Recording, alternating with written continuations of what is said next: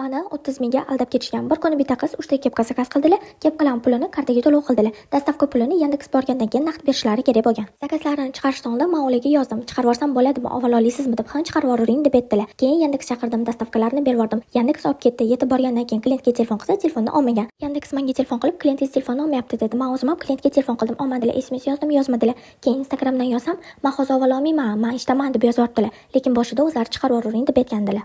Kepkalarga oldindan to'lov qilganlar uchun men ularga ishondim va Yandexga telefon qilib, "Klientim hozir ololmas ekan. Buguncha dastavka o'zingizda qolsin, men siz bilan ertaga ko'rishib dastavkani olaman. Hozir klient oldiga borgan pulingizni kartangizga tashab beraman" dedim va yonimdan tashab berdim. Yandex bo'lsa ertasi kuni ertalab menga telefon qilyaptilar. "Kecha telefonni olmagan klientingiz bugun telefon qilib dastavkamni olib kelib bering" deyaptilar dedilar. "Mayli, olib borib beravering" dedim. "Faqat kecha men sizga dastavkaga yonimdan bergan pulimni ulardan olib qoling, menga qaytarib berasiz" dedim. Yandex borgandan keyin klientga aytgan, "Kecha kelganim uchun u qiz yonidan to'lov bordi. O'shani menga bersangiz, men u qizga qaytarib tashab beraman" deganlar. Lekin klient, "Men o'zim kelishib olaman, ular bilan o'zlariga tashab beraman" deb aytgan. Yandexdan ishonib keyin ketgan. Lekin u qiz umuman menga to'lov qilmadilar. Ertasi kuni ham yozdim, o'sha kuni ham yozdim, telefon qildim, olmadilar, shu bilan yo'q bo'lib ketdilar. To'g'ri, 30 ming katta pul emas, lekin buni hech kim yerdan supurib olmaydi. Hamma qiynalib topadi. Bir xil payt klientlar, "Aldamaysizmi, mashinik emasmisiz" deb yozsa, jahlim chiqadi. Nimaga? Chunki yolg'onchi sotuvchilardan yolg'onchi mashinik klientlar hozir juda ham ko'proq. Falshiviy cheklar tashishadi, shunaqa dastavka pulini sotuvchining bo'yniga qo'yib qo'yishadi. Sizlarda ham shunaqa holatlar bo'lganmi? Sizlarni nech pul aldab ketishgan? Kommentariyada yozib qoldiring.